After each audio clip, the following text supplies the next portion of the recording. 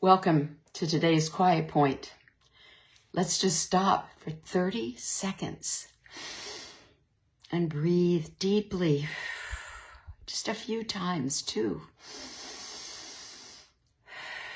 3.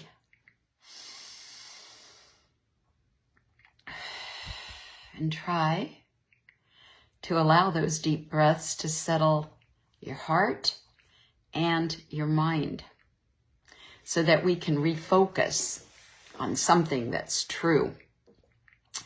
I just finished reading the book of Judges.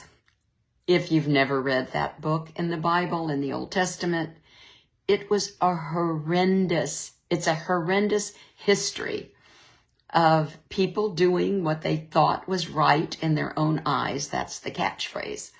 But it's just the series of falling into immorality and just this horrible cultural war of living, and then God would send a judge, and then they would just return like almost to the vomit, and then another. And so it's just this litany of falling away from God and God coming to the rescue. But after the book of Judges comes the book of Ruth.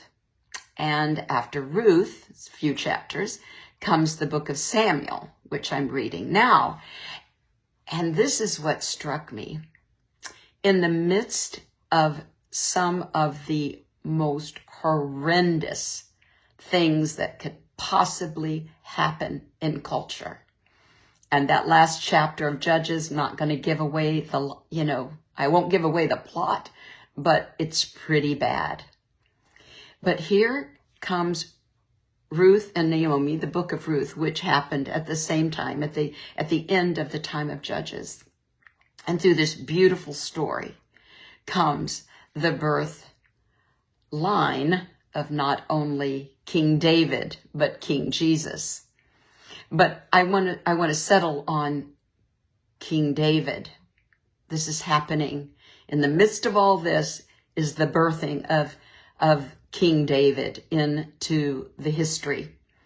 Following Ruth is the story of Samuel. Same time frame. But now there's the birthing of Samuel, who was a very righteous judge in Israel.